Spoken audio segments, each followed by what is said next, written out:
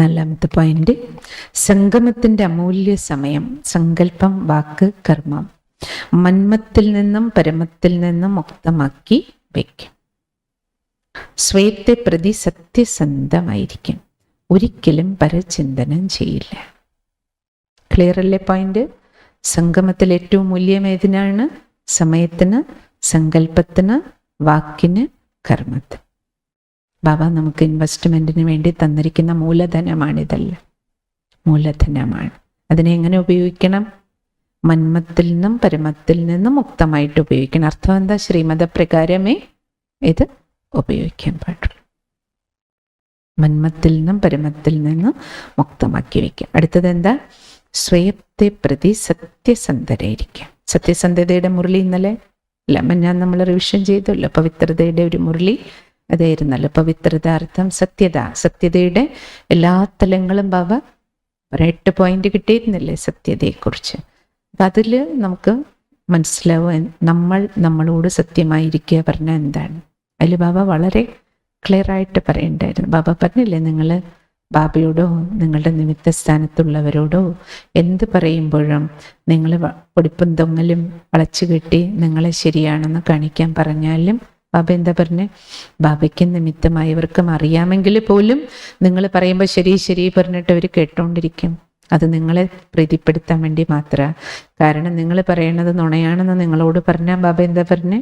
അത് കേൾക്കാനുള്ള ശക്തി പോലും നിങ്ങൾക്കില്ല എന്ന് അവർക്ക് അറിയുന്നത് കൊണ്ട്, ആ രഹസ്യം അവർക്ക് അറിയുന്നത് കൊണ്ട് അവർ ശരി പറയേണ്ട അർത്ഥം അവർക്ക് അറിയില്ല എന്നല്ല, നിങ്ങളെ ചതിക്കുകയാണെന്ന് നിങ്ങൾക്ക് ഓർമ്മ വരണം. ഇങ്ങനെയുള്ള തെറ്റുകൾ മക്കൾ ചെയ്യല്ലേ.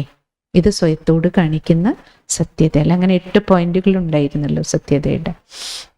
അപ്പം അതാണ് ബാബ പറയണ, സ്വയത്തെ പ്രതി സത്യസന്ധമായിരിക്കണം. ഒരിക്കലും പരചിന്തനം ചെയ്യില്ല. നമുക്ക് ആരെങ്കിലും കുറിച്ച് എന്തിനെങ്കിലും കുറിച്ച് അനാവശ്യമായ തോട്ട് ആവശ്യമില്ല. നമ്മളുമായി ബന്ധപ്പെട്ട എന്തെങ്കിലും ഒരു കാര്യമാണെങ്കിൽ, ബാധിപ്പുള്ള കാര്യമാണെങ്കിൽ മാത്രമേ നമുക്കത് ചിന്തിക്കേണ്ട ആവശ്യം. ഞാൻ ഇടപെടേണ്ട കാര്യം ഒന്ന് വ്യക്തിഗതമായിട്ടോ അല്ലെങ്കിൽ നമ്മുടെ കുടുംബത്തിലോ അല്ലെങ്കിൽ നമ്മൾ ചിന്തിക്കേണ്ട ഒരു വിഷയമല്ലാത്ത ഒരാളുടെ ഒരു കാര്യത്തെക്കുറിച്ചും നമ്മൾ എന്ത് ചെയ്യരുത്? പരചിന്തനം ചെയ്യരുത്. നമുക്കോ നമ്മുടെ കുടുംബത്തിനോ ദോഷമായിട്ട് വന്ന് ഭവിക്കുന്ന എന്തെങ്കിലും ഒരു വിഷയമാണെങ്കിൽ അവിടെ ചിലപ്പോൾ നമുക്ക് എന്ത് ചെയ്യേണ്ടി വരും? ചിലപ്പോഴെല്ലാം നമുക്ക് ഇടപെടേണ്ടി വരും, ചിന്തനം ചെയ്യേണ്ടി വരും, പ്ലാൻ ചെയ്യേണ്ടി വരും. അതിനുവേണ്ടി എന്താണ് ചെയ്യേണ്ടത്? അല്ലാത്ത ബാബ പറയുന്ന ആരുടെ ഒരു വിഷയത്തിലും പോയിട്ട് എന്ത് ചെയ്യരുത്? പരചിന്തനം ചെയ്യരുത്. പരചിന്തനം ചെയ്തത് ആരുടെ വിഷയമാണെങ്കിലും ബാബ പറഞ്ഞ ഇവൻ കേട്ടാൽ പോലും കണ്ടാൽ പോലും എന്താ പറയുക ബാബ? അവരെ പ്രതിയും ഒരു ശുഭസങ്കല്പം വെച്ച് അത് വിട. ശുഭസങ്കല്പം, അവർക്ക് മംഗളം ഉണ്ടാവട്ടെ, സദ്ബുദ്ധി ഉണ്ടാവട്ടെ, നല്ലത് വരട്ടെ. എഴുതിക്കോളൂ.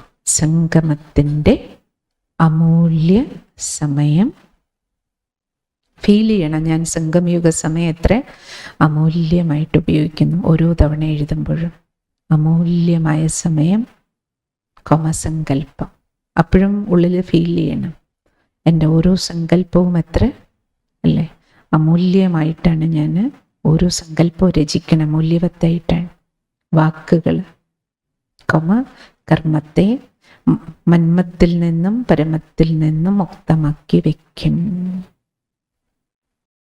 ഓരോ പോയിന്റും എഴുതി കഴിയുമ്പോൾ നിങ്ങൾ എപ്പോഴാണോ വീട്ടിൽ ആവർത്തിച്ചെഴുതുന്ന ആ സമയത്ത് ഓരോ വാക്കും വെച്ച് അവനവൻ്റെ ഒരു ചെക്കിങ്ങും ചേഞ്ചും വെച്ച് ഡീപ്പ് സൈലൻസിൽ തിരക്കിട്ടൊന്നും എഴുതണം. ഇപ്പം നമ്മൾ എഴുതുന്ന സ്പീഡിലും എഴുതണ്ട. അപ്പം നമുക്ക് സമയത്ത് പൂർത്തിയാക്കേണ്ടത് കൊണ്ട് ഈ സ്പീഡിൽ എഴുതാൻ പറയണം. ബാക്കി ഓരോന്നും ഉള്ളിൽ തട്ടി നമുക്ക് എത്ര ആഴത്തിൽ പോകണോ ആ പോയിന്റ് ഉപയോഗിച്ച് എത്ര സമയം സൈലൻസിലിരുന്ന് ബാബയുടെ ശക്തി നമ്മുടെ ഉള്ളിൽ നിറച്ച് നമുക്ക് മാറ്റത്തിനുള്ള ശക്തി എടുക്കണമോ അത് ഫീൽ ചെയ്തുകൊണ്ട് തന്നെ എഴുതി മുന്നോട്ട് പോയാൽ മതി.